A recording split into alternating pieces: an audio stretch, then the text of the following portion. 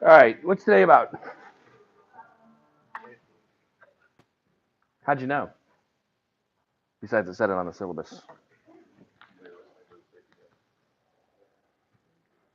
So I was getting ready to come over here. I was in a meeting. Is this the right programming? Yeah, it is. Okay.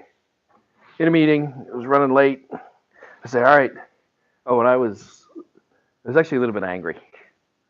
Not at the people in the meeting about something they relayed to me that somebody else had said, and I'm like, and I looked at my watch. And I'm like, well, that is not the attitude I need to have when I'm about to walk into class. When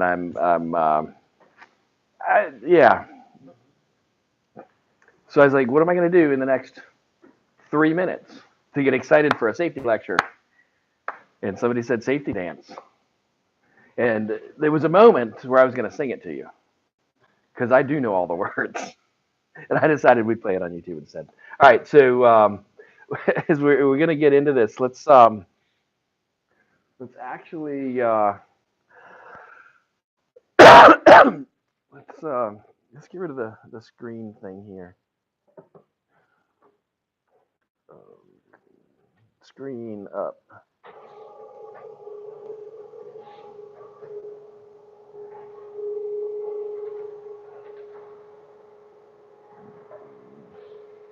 Wow, that's exciting. It's chalk. Okay, good. I don't need the screen today. Projector mute. All right, cool. All right, so we talked yesterday about why we robot, right? Why do we robot again? Let's quickly review that. Why are we gonna have a robot? Yep. Cut costs, increase quality, increase safety, marketing. Hey Ryan. Yeah. Is there any chance people watching on YouTube can see the purple chalk?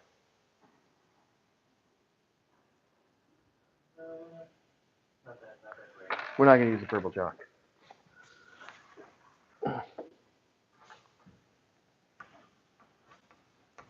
So we want cost to go down. What else? You want quality to go up?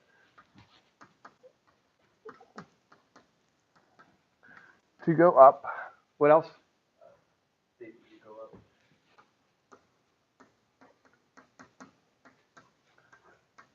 Safety up and Speed up.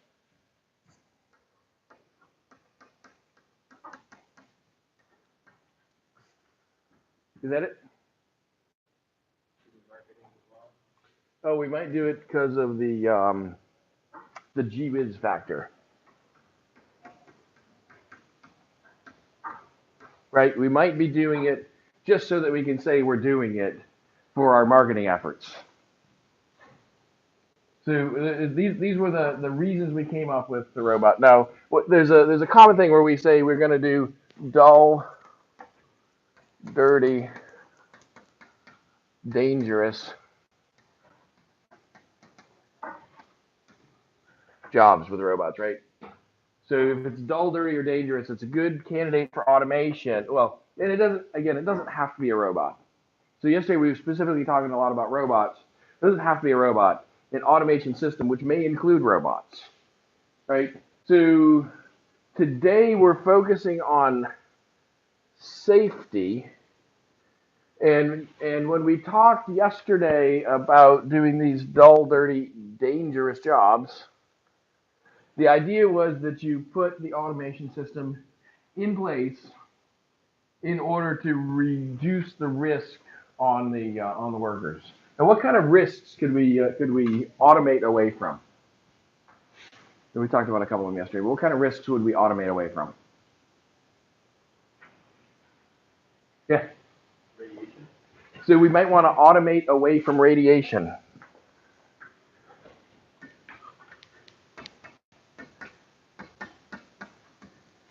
Hey Ryan, is the camera pointing over there far enough?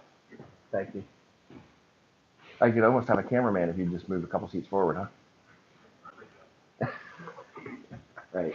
So we'd like to keep people away from radiation.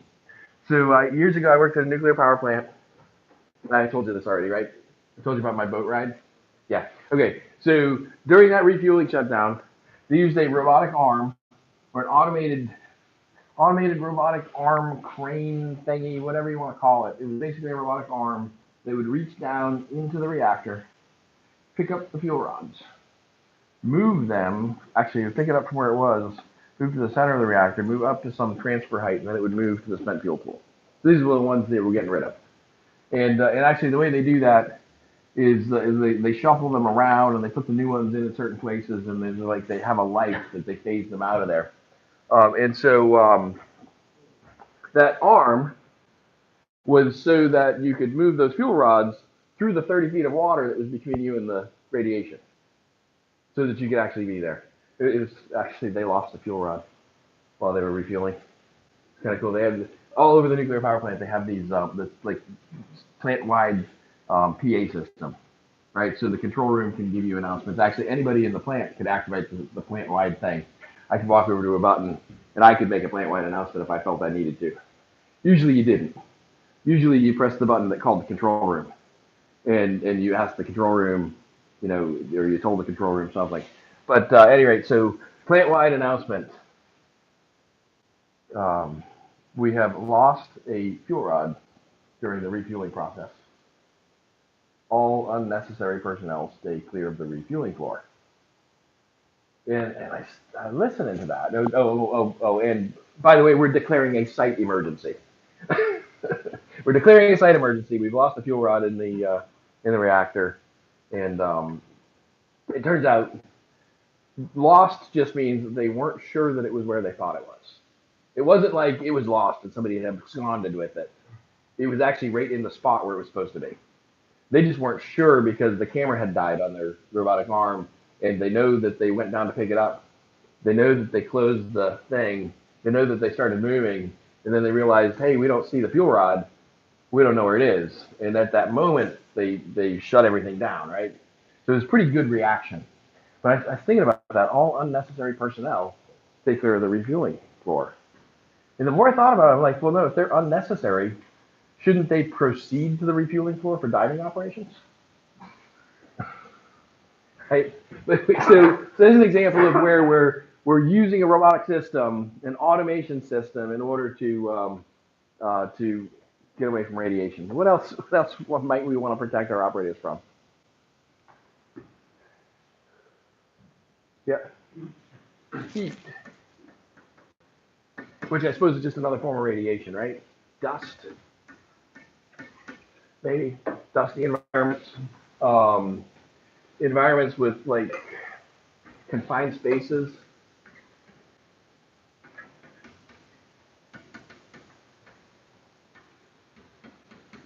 So radiation, heat, dust, confined spaces. What else? Yeah, vacuum.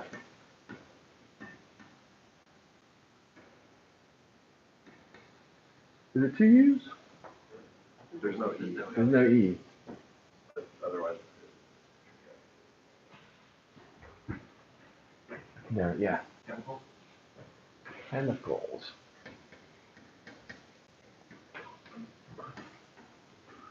Yeah. Less aggressive, just like heavy lifting. Yeah.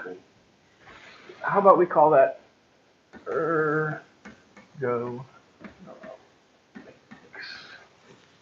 There's a lot of automation where the guy walks along with it, but he doesn't have to lift it. Like the craney thing or robot thing hooks on to the big heavy thing, and then the guy lifts it, but the crane does all the lifting, right? You start lifting it and it moves it. And you guide it around and plug it in. So we got on the height. So height. There was a robot that was built here at WPI a few years ago as part of an MQP. It was funded by an insurance company. It was to do roof inspections. They'd actually take an extension ladder, lay it up against the building, extend it up. The robot would then climb up the extension ladder, drive around on the roof with a camera and a little flipper so it could like lift up shingles and stuff if it had to do roof inspections, so the insurance company could inspect the roof without having to send a guy up. That's pretty cool. Um,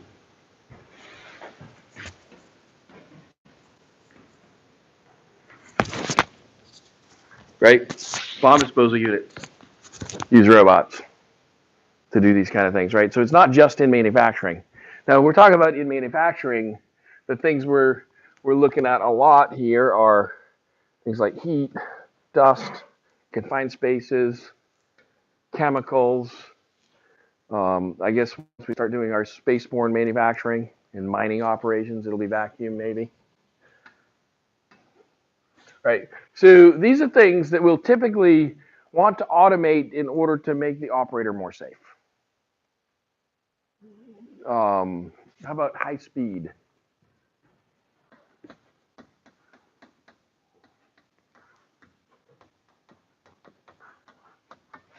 So when I need to change parts quickly, because the thing is stamping closed, I don't want to have my hand in there when the thing stamps closed. I got a good example of a system that you could automate. Have you ever seen a stamping operation? Yeah. Could you describe what the stamping operation looks like? Think of like making license plates. So you spent some time in prison? I don't know what people So one of the things that you'll do in a stamping operation. So say you're going to make a a shape that's got like bends back a couple different directions, right? So they'll take the sheet and they'll stamp it. Then they'll move it to a new die and they'll stamp a different feature onto it. And they'll move it to a new die and they'll stamp another feature onto it. Or if you're just trying to make a really deep bend, you bend it a little bit, you bend it a little bit more, you bend it a little bit more. So they call that a progressive die. So here is a job that is a candidate for automation.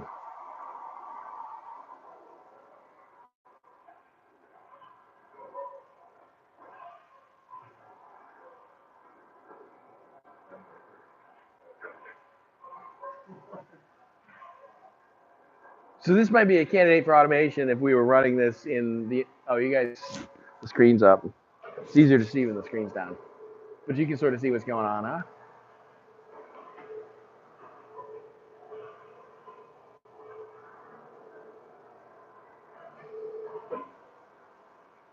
If you want to dazzle your friends with this video, you can go to YouTube and search for Chinese progressive die.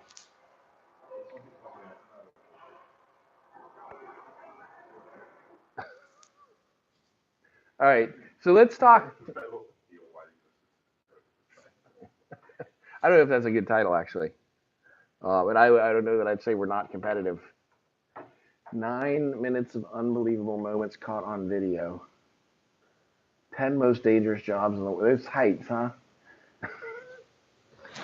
All right. So as we look at that picture of the guys inside the stamping machine, somebody said that wouldn't be OSHA approved, right? Anybody know the story of the founding of OSHA? Anybody heard the story? Anybody take M1800 when I taught it? Did you go to class the last day? Yeah, well, we did the story of the founding of OSHA on the last day of class if I was teaching the class.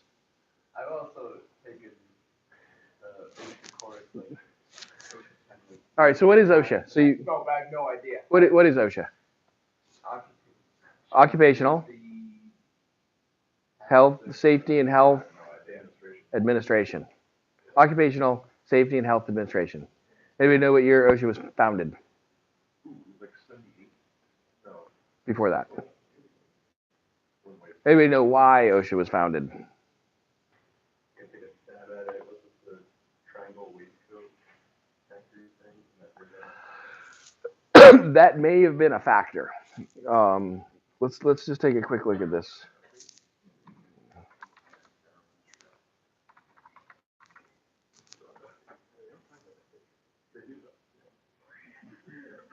OSHA.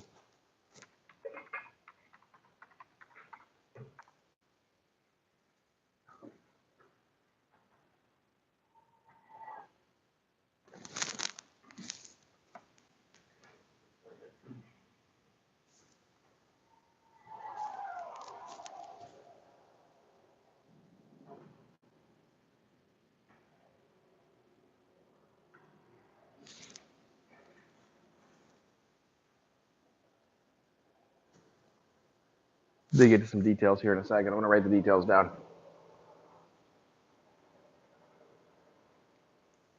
In 1968, at the height of the war in Vietnam, 14,000 Americans and 46,000 were wounded.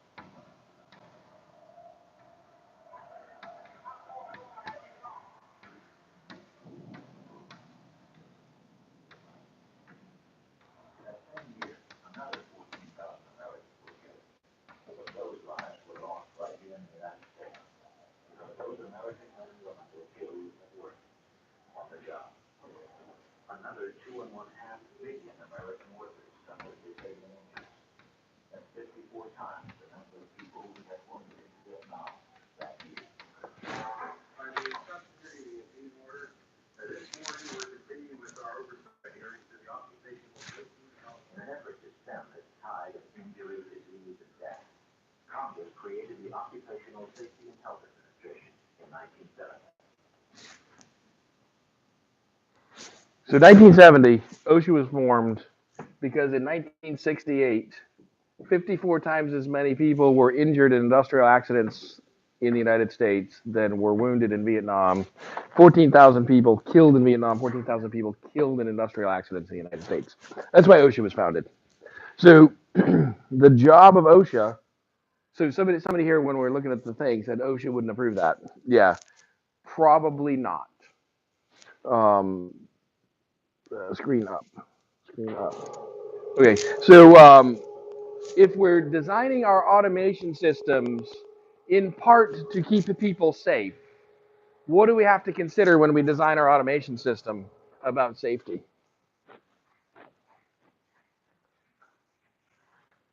Why is it that the Chinese progressive die stamping operation wouldn't be OSHA approved?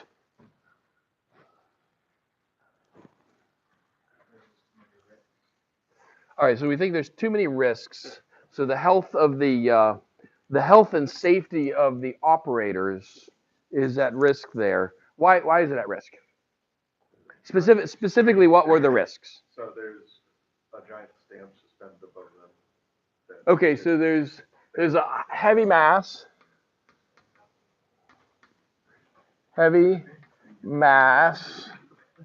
overhead. So there's a heavy mass overhead. And so you walked into a factory that has overhead cranes. What do people in factories that use overhead cranes have? Yeah. So the guys were not wearing hard hats, but there's a heavy mass above them, right? So what is a hard hat?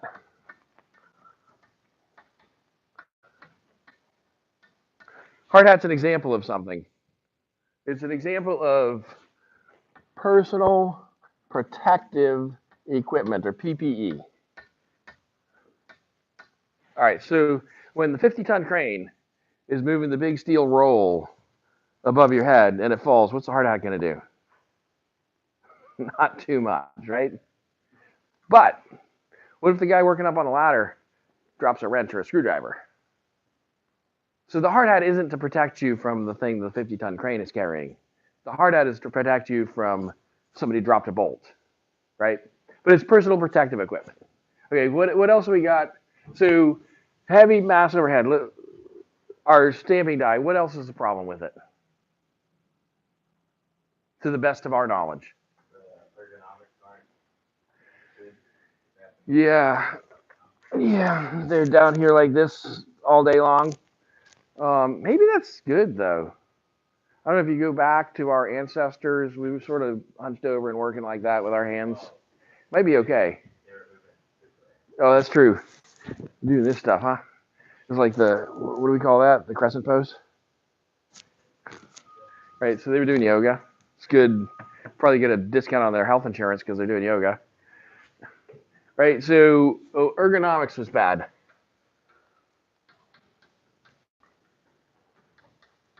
What else do we assume was bad? We don't necessarily know this. So we don't know if any of them could have stopped it, right? So emergency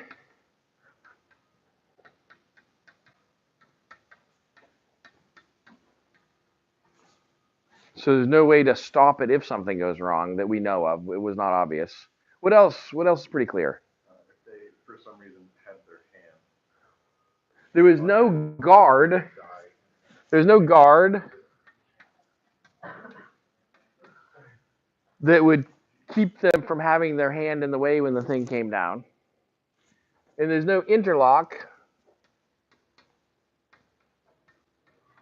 to keep the thing from coming down if their hand was in the way. Right? You could solve that problem two ways. You could solve it with an interlock. If there's a hand there, it won't move. Probably hard to implement in that particular situation. And you could solve it with a guard. So something that would maybe you had their hand in the car window when it was going up, the automatic window. What happened? It stopped because it overloaded the motor. Or, I mean, overloaded. It sensed a current spike and it stopped. And usually they reverse when they sense a current spike. So that's something in the controls for the window motor to keep your hand from getting cut off or fingers from being crushed or whatever it is, right? Same thing, garage door, right? Automatic garage door coming down. You step through it, it goes back up because they had a sensor that would sense if somebody stepped through it. I was trying to see if I could jump over that, but get my head down so I can press the button while I'm inside and still get out of the garage. You are? Yeah. Yeah. So that's an example of the employee going around the safety interlock, right? So there was poor ergonomics, heavy things up above people, usually a bad idea. I mean, sometimes you have to do it, right? But heavy things up above people, usually a bad idea. Bad ergonomics. There was no apparent way for them to stop it. It was just going on its cycle, right? And they had to have the rhythm down to move their stuff. Guard. Yeah. Gaord. It looks much better. There's no guards. There's no interlocks. There was no apparent PPE in the thing, right? I think one of the guys might have had a glove on. It looked like it was like a red rubber glove or something. One of my hands looked like it was red. Now, maybe it was red because it had been mangled already. I don't know, right? So if we're going to design our safety systems, now, a couple of you have done the OSHA 10 training, right? Does OSHA specify this machine must have this guard? Right? Actually, I had an argument with somebody once about it.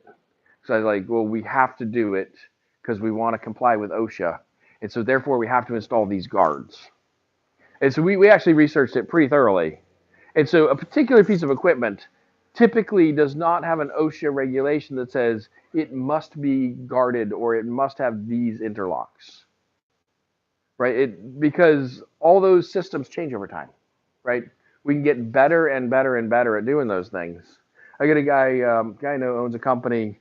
The company has been making machine tools and shipping them since the early 1900s. He has not owned it for all of that time. He recently, like 20 years ago, became the owner of it, right? And they've got machines in the field that were built in like 1910. Sometimes those come back to get refurbished. And they got a lot that were built in like the 30s that come back to get refurbished now, so the 1930s. And they rebuild the machines, they ship them back out. When they were shipped out in the 30s, they didn't have guards. They didn't have safety interlocks. They maybe had an emergency stop, but it was just a red button that was the power switch. The ergonomics are kind of what the ergonomics are, I suppose, but certainly nobody considered that in the design. But they definitely didn't have guards and interlocks. And when he talks about it, he's like, well, yeah, in 1930, if a guy lost an arm, you went and got a new guy.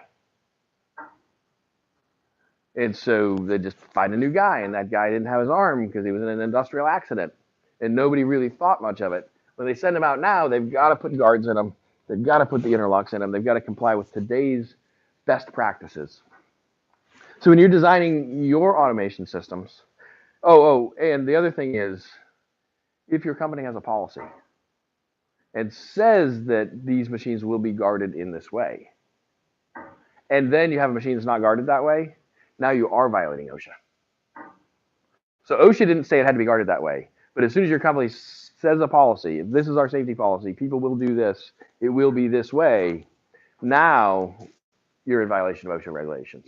And there's other common sense things. So OSHA can come in and just say that your policies are insufficient. And you usually don't have much of a leg to stand on to argue with them about that. So those are some OSHA things. So what's the purpose of an interlock?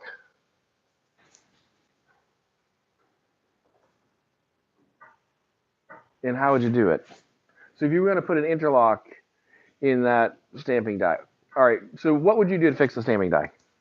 Progressive stamping die. How could we fix it?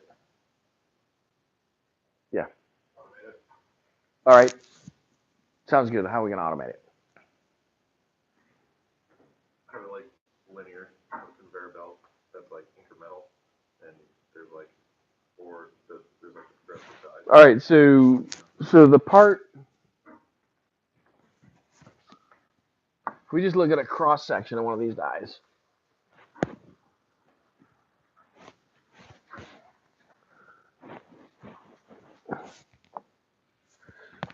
So we got a flat sheet over here, and then we got, say it's like this, and so then we've got a sheet like this, and maybe we've got a thing here, and then we've got a sheet like this, and maybe we've got a thing like this, and so then we end up with a sheet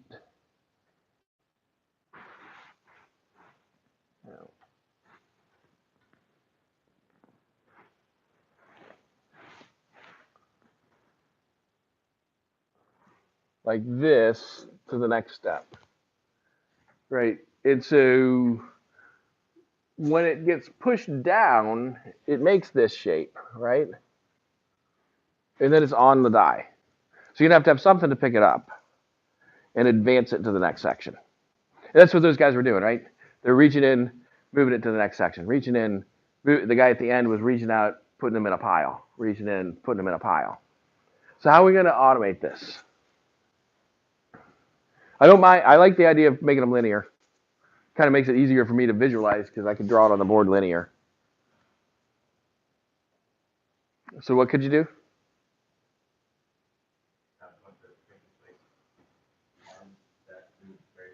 So I could have I could replace each guy with some kind of a pick and place unit, right? They could do the job the guy was doing. Could you do it as fast? I'm not sure. Chinese guys can move. So how are you gonna? So you've got to. So what do you have to do in order to design that pick and place guy? That's a way to do it. I'm not sure that's how I would do it, but that's definitely a way to do it. What are you gonna do in order for? What do all robots do? This was yesterday. You should write that down. Position, orient, operate, and end effector. So what is the first thing you got to do if you wanna pick something up? I gotta put. So I've got to have an end effector, right? I kind of got to figure out how I'm going to pick those things up. So these stamped sheet metal, how are you going to pick them up?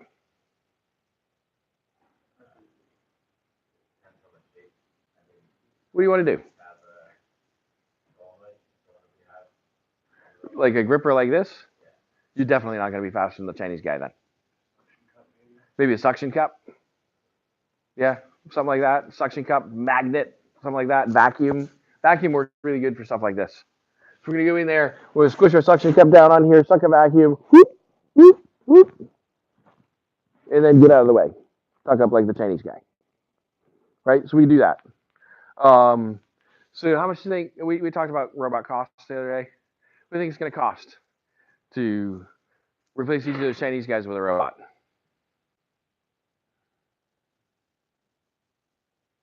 Just make a guess. If you're really good at it, I think you maybe replace one of those Chinese guys with 50 grand.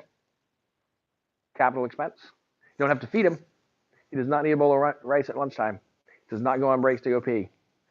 I imagine they don't let those guys get up to go on breaks to go pee either. Right? So they're sitting there. So you can do that. Any other ideas on how to automate it?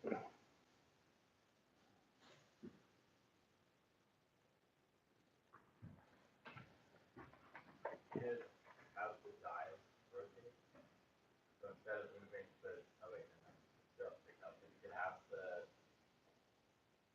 sheet metal get pressed in one die, have it pick up, and just rotate it so that at the end it'll have final product if you like more than one at one without moving it nearly. Okay, yeah, something like that. Maybe you could build into the top part of the die the thing to draw the vacuum, and you could pick it up,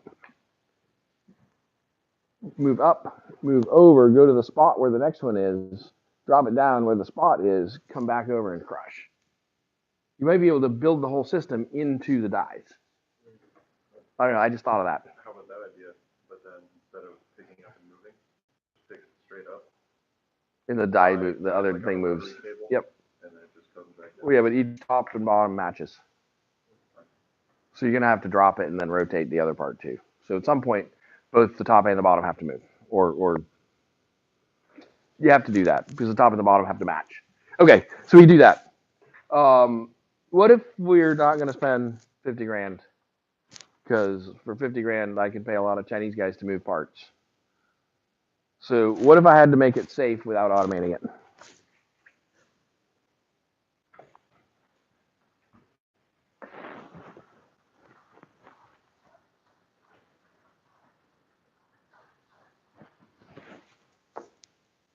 Mm-hmm.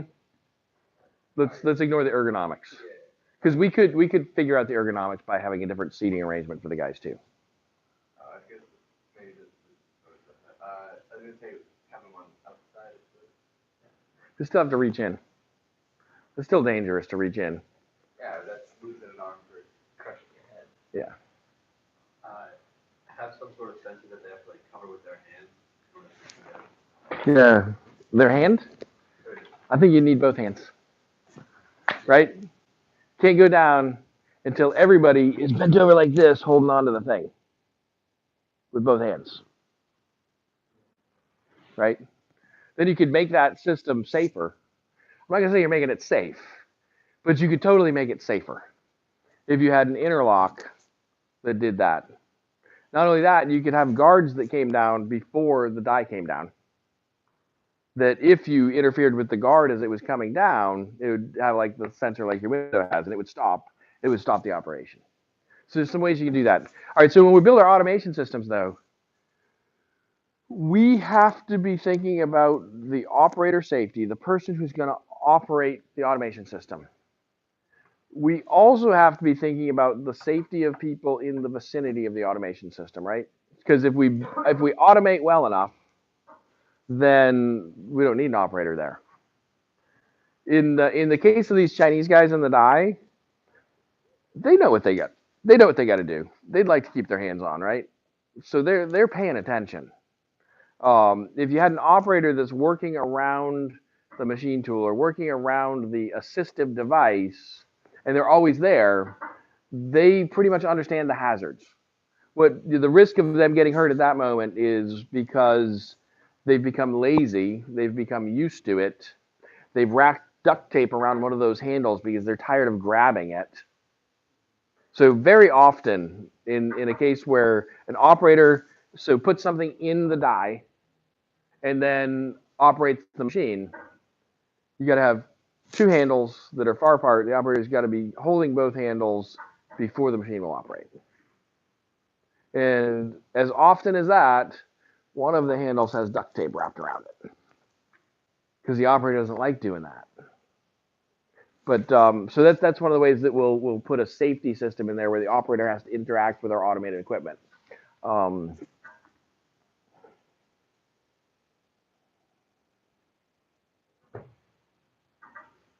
Don't disable the interlocks. Don't let people disable the interlocks. What about on those, anti-spill cascade? All that, It's not anti-spill, it's like vapor. They're trying to keep all the vapor in. And so it only opens when it's in. Yeah, I hate those gas cans. I hate them. I'd rather just have a robot that could fill up my car or plug in the power lead for my electric car. What do we got? We got a few minutes left. So let's talk about the final exam for the class. You guys know there's a final exam, right? And what do we got for total enrollment now? Are people that are active, like 15 people? So we have 15 people that are actively doing homeworks and coming to lab? Okay. I like that because it's a small enough group that we can sit in the room, we'd rearrange the furniture, and we can have a conversation. So here's how that final exam is going to go down. I'll give you some specific guidelines for the questions, but between now and the Sunday before the final exam, what's that date? I don't have the calendar.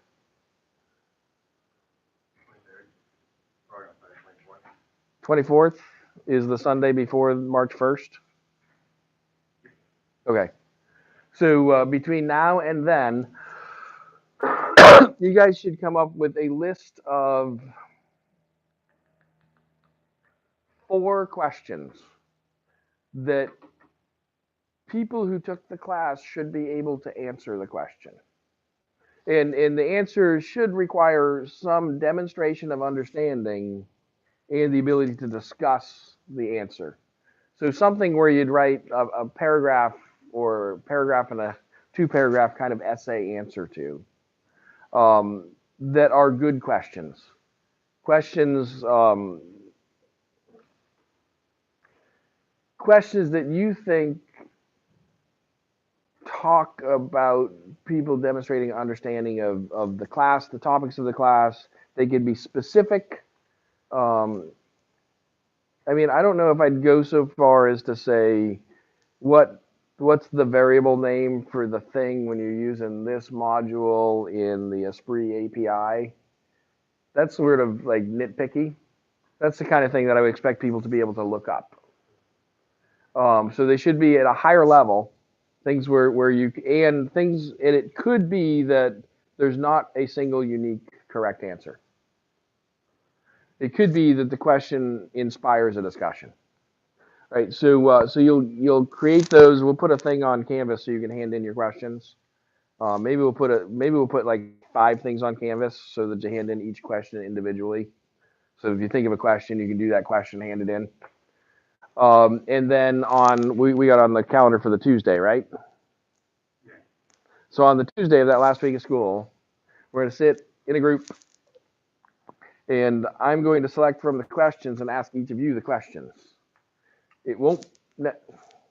I suppose there's some possibility I will ask you the question that you thought of, because I may not be very good at keeping track of who thought of which question, who I'm asking it to. But I will ask questions, and so the person who answers the question, and then we can have a short group discussion about the answer. Okay? It is very hard to fail this final exam. That should be clear, right? It's very hard to fail this final exam. I did it this way last time I had a small class like this, and there was somebody that failed. And he failed by showing up after we finished. But we'll also be grading based on the quality of your 5 questions too. So the quality of your 5 questions, we'll put that into the homework part of the grade. The final exam will stand on its own. It's going to be really hard to fail this. You do have to show up.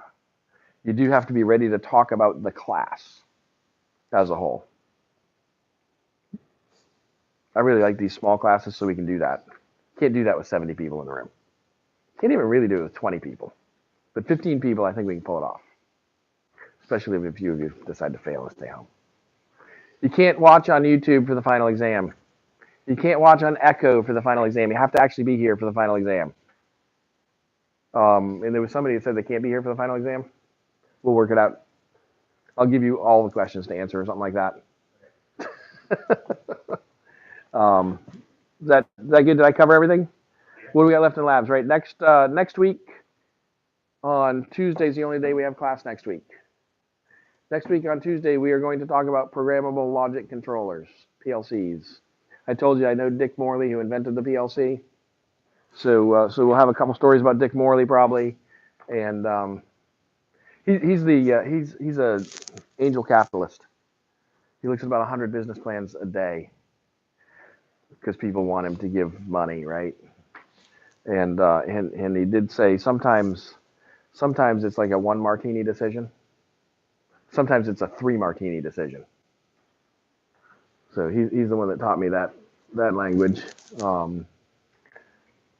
Hopefully I won't need any martinis while grading the final exams because everybody's going to be here ready to participate. We'll do PLCs, and then last week we do the final exam. So other than PLCs, we're pretty much done with the class now. Save up some questions for PLCs and ladder logic, stuff like that. Why is a PLC better than a computer, for example? That'd be maybe that's too short of a question, but that's sort of the idea. Why select this instead of that? PLC just like a controller.